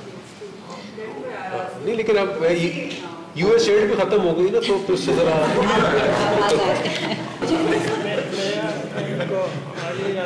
क्वेश्चन भी है और उसको तंज भी है कि तंज पहले करते उसमें है एज ए होल जो हमें इतना नॉलेज है, जो हमें टेक्स्ट बुक में जो मास्टर नैरेटिव पढ़ाया जाता है कि जो लेफ्ट वाले हैं ना, रियली जो आपने कहा कि वो बैन भी होगी कम्युनिस्ट पार्टी, तो उसका रीज़न हमें ये दिया जाता है कि ये स्टेट एंटी स्टेट है और रशिया के एजेंट है, इसी बिनास पे उन पे जो है ना उसको बैन किया. बाद में आप दिखा रहे हैं जो बर्लिन भी, उनका भी है कि वो प्रो अमेरिकन है वो भी. तो दोनों में जो मास्टर नैरेटिव पहले है कि ये जो है ना स्टेट के खिलाफ काम करते हैं, तो सोट ऑफ आप ये नहीं कह रहे कि वो बहुत बड़ा स्केल है या पिक एंड चूज कर रहे हैं, लेकिन उसको किसी हद तक जो स्टेट नैरेटिव है ये गद्दार है, ये मुल्क के खिलाफ काम है, सोटा मुझे लगता है कि उस पर जो टेक वे है ना, जो कह रहा है टेक वे, मुझे लगता है उस पर तुमने एक मोहर लगा दिया है छोटी सी. तो यही कि रियली कि ये कुछ लोग हैं ना, ये रियली वाकई जो है ना कोई कुछ रशिया के लिए काम कर रहे हैं, कुछ अमेरिका के लिए काम कर रहे हैं, फिर आगे तो उसमें पिक एंड चूज कर रहे हैं. हाँ, कुछ कर रहे होंगे, कुछ नहीं कर रहे, कुछ को नहीं पता, वो टिकट लेके बालन में रोटी खा रहे हैं या मे भी वो ना हो, लेटर उन उसको पता चला हो.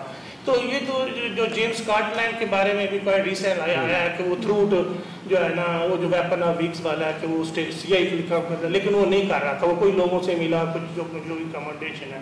तो I think you can really कि उसमें जो उसको या किस तरह तुमने ब्रांड किया, या मुझे तो टेक वे ये लगा कि मैं कह रहा था कि आप मुहर लगा रहे हैं इस बात पर कि लोग वाकई कोई अमेरिका के लिए काम कर रहा था, कोई सोवियत यूनियन के लिए काम कर रहा था. मैं बिल्कुल मोहर लगा रहा, छोटी सी लगा रहा है तो है तो सही. लड़की के बड़ी तो कह रहा है कि ग्रैंड लेवल पे, बड़े लेवल पे नहीं थी, लेकिन ये स्टिल कर रहा है जो CFF दिखा रहा है वो भी कह रहा है कि स्पॉन्सर थी.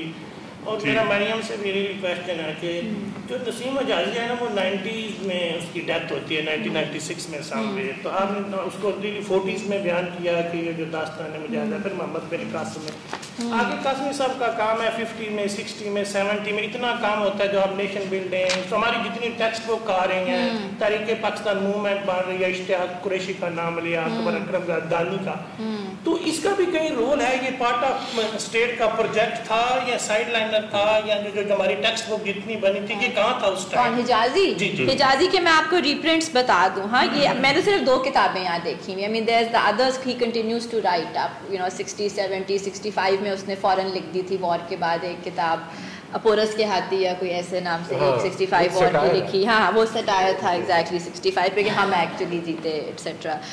बट सिर्फ दास्तान मुजाहिद मैं आपको बता रही हूँ 53 में री इशू हुई है, 72 में री इशू हुई है, 1980 में री इशू हुई है, 1990 में इशू हुई है, और 2000 के बाद ये किताब जब मैंने 2020 में छापी तो वो 3 बार निकल चुकी थी. एक प्रिंट भी 4,000 और उनकी प्रिंट रन्स वर सो लार्ज कि जो फॉर एग्जांपल बाहर की किताब जब फॉर एग्जांपल एक आई थिंक 5,000 या 5,000 कॉपी टाइप होती हैं एक किताब की जो रन इट्स लाइफ और समथिंग, इनफैक्ट 5,000 से आई थिंक कम होती हैं copies printed these days of a book. So Hijazi is being printed like the numbers are extraordinary, and because I think I was one of the first people working on kind of really putting him in the longer history of Urdu. I didn't have anything to go with, so I actually worked with publishers and I did numbers with them, I did print runs, and I checked which house they were from, all of that, and it was, the numbers are startling. So he was part of state project. He's part of state project because Ziaul Haq Ziaul Haq reissues his work in a serious way. And then Ayub Khan obviously also. So he is close to the establishment. That is actually the key figure. Not in a state project kind of way, but he's close to the establishment is what I want to say. मैं किबला को जवाब दूं? जी please. देखिए मकसद ये बिल्कुल नहीं है कहना कि कोई आदमी एजेंट था. आई थिंक एजेंट के लफ्ज़ जो है वो मिसलीडिंग होता है. उसमें I think what ends up being explored are deep ideological conviction. But yes, what is supported by them, of course, and many of them knew as well. मिसाल के तौर पर अब्दुल्ला मलिक, सबते हसन और दीगर जो तरक्की पसंद जो हलकों में जो दानिश्वर थे हमारे, उनके बाकायदा ग्लोबल टूर्स होते थे. सोशलिस्ट ब्लॉग जाते थे, यूगोस्लाविया चले गए, बर्लिन चले गए, प्राग चले गए. अब टिकट के पैसे कोई तो दे रहा है. तो कहने का मकसद ये कि दिस इज द, ये मतलब नहीं कि एजेंट है वो, बल्कि इनके खिलाफ जो इल्जामात होते थे कि जी कि इनको बाकायदा वजीफा मिलता है रूस से. Sorry, मैं ये ऐड कर लूँ कि हिजाजी की अभी I was just going through the Maududi and AQ Khan stuff, but like also translated into Sindhi, into Pashto, and then also into Arabi, and so clearly again these are there. He's being helped. Is he like saying I'm an agent or I know like अब जाकी Kennedy को मिलाया जा रहा है उससे? अच्छा नहीं, इसके भी तरीके होते थे ना कि आप जो है किसी की किताब की आपने 2000 कॉपियां खरीदी, ये बहुत हुआ है. तो ये इस्लामी लिटरेचर के साथ भी हुआ है, बाकी लिटरेचर के साथ भी होता था. तो वो फेस को लर्न प्राइस मिल रहा है, एजेंट तो नहीं हो गए.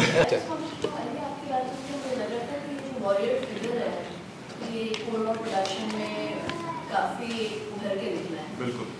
आई एम जस्ट वंडरिंग कि जो एक काउंटर प्रोडक्शन हो रही थी उसमें हमें कोई ऐसा फिगर नजर आता है जो इमर्ज करता है क्या वो, ठीक है आपने कहते कि भागी तो नहीं हुए, लेकिन फिर भी उन्होंने पैसा तो बहुत डाला और इतनी किताबें छापी थी, तो उसका एक जो एक क्लियर इम्पैक्ट आपको नजर आ रहा है कि sometimes long trajectory we can trace this warrior and figure. Do we see any such figure emerging? Great question. Not गुजरा जो कि प्रोग्रेस पब्लिशर्स के शाया करदा किसी किताब में हो. इनकी बिलूम इनका जो फोकस होता था वो होता था ऑन ट्रांसलेटेड वर्क्स. गोर्की के हो गए, चेखोव के हो गए, लेनिन के हो गए, टोल्स्टॉय के हो गए. At least those authors which were weighted by the Soviet party, the communist party. तो फोकस ज़्यादा था इन पे था. इनके फरमुदात, इनकी बायोग्राफीज और बिलखुसूस Russian literature in translation and of course other सेंट्रेशन राइटर्स जिनका अब कोई नहीं पढ़ता मगर वो जो है उर्दू में इनकी प्रिंटिंग होती थी. तो उस किस्म का warrior figure type. No, that I've come across. You're right. I mean, that's another fascinating thing to get into, like the spy genre, जो कि मुतारिफ हुआ बिल्कुल अमेरिकन नॉवेल्स का बिल्कुल अभी तक मेरे नजर. But that's also often used in very strange ways, especially in 71 onward, where the spy is the one who's infiltrating Dhaka and like fixing everything. So it's not used as a liberation, or I mean, liberation is the wrong word, but as a secular genre. It's not used in that sense at all. But last.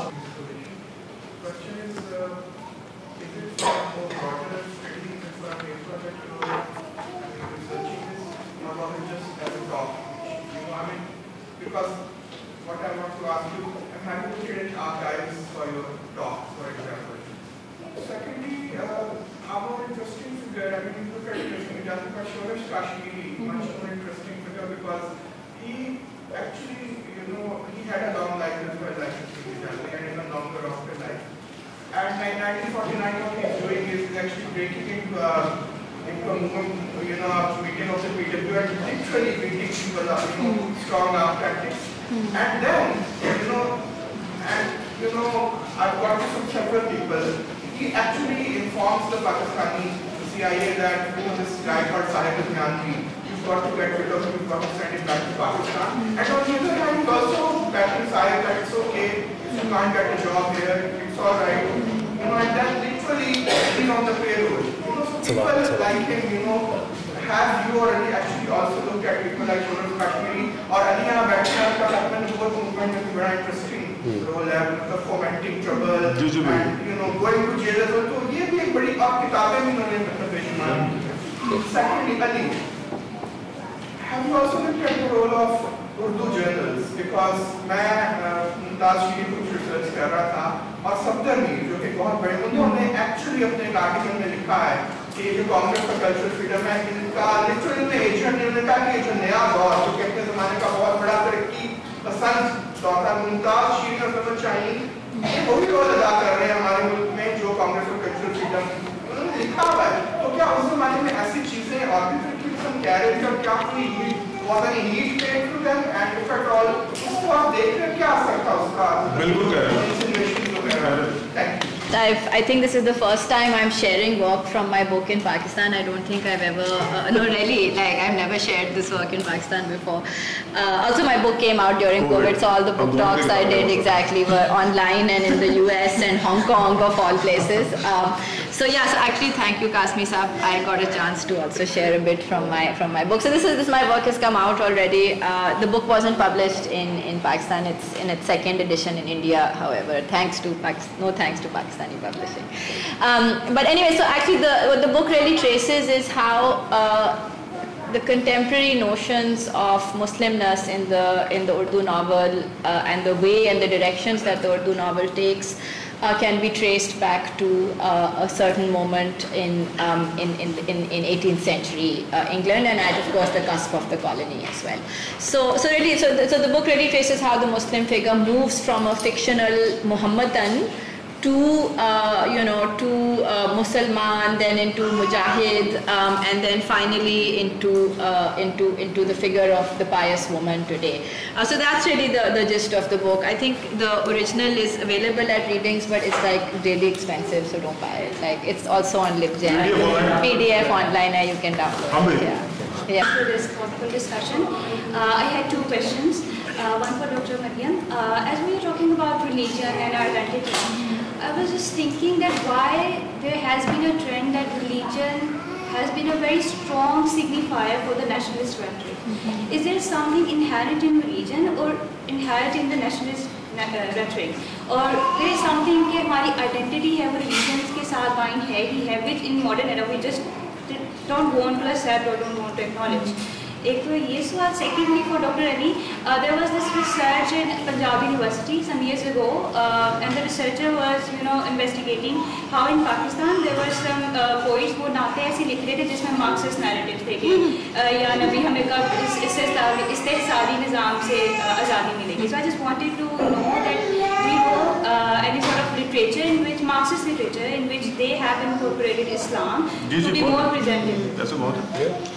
So Sakina, just the tying of religion to national identity or to any identity in our part of the world is a highly colonial function, right? And so the organizing of languages around religion, the transformation of Islam as social practice into a religious identity with law attached to it. All of this is done through various mechanisms, through legal mechanisms in the colony, through literature as through the creation of literatures. Okay, so literature in Urdu, literature in Hindi, which obviously previously came under the broad band of adab. All of this is takes place over the course of a century and a half, right? And what emerges from it is what you can think of as a religio-national identity in our part of the world. And that's a very short version of things. Yeah, military mullah lines too.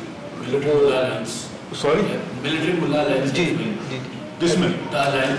Military Mulla alliance जो है हो गया. अच्छा, Marxist literature उसका लिखा गया था, वो मौलाना बरकतुल्लाह भोपाली थे जिन्होंने 1917 में इन्होंने मुसलमानों के नाम पैम्फलेट शाया किया कि जिसमें सरकार के बारे में जो उन्होंने कहा था कि जिन्होंने कम्युनिस्ट प्रिंसिपल्स उन्होंने मुतारिफ कराए थे और ये उनके बारे में बात हो रही है. और इसी तरीके से, और ये सिर्फ इस्लाम पर ये महदूद नहीं था. मिसाल के तौर पे जो सिख कम्युनिस्ट होते थे वो गुरु नानक देव जी को पहला कम्युनिस्ट कहते थे. لینن کے نام پہ پینفلٹ چھپتے تھے, مہاتما لینن کے نام سے چھپتے تھے. تو یہ بھی خطے کی تاریخ رہی ہے. بلکہ اور اس ملک میں اور برطانوی دور سے ہی یہ بات, یہ پروپیگنڈا شروع ہو گیا تھا کہ یہاں پہ کمیونزم جو ہے وہ اسلام کو نیست و نابود کرنے کے لیے آیا ہے. مگر آپ لٹریچر پہ ذرا فوکس کریں تو اس کا بالکل تصویر اس کے برعکس ہے. اور وہ جو ٹرم ہی پوری مساوات محمدی, مساوات محمدی, بالکل اسلامی سوشلزم کا نعرہ جو تھا وہ بھی اس کا ایک شاخسانہ ہے. چلے آئی تھنک بہت زبردست یہ ڈسکشن رہی اور اس میں ایک سوچ بچار کا ایک مواد ہے. اس پر مزید اور بھی کام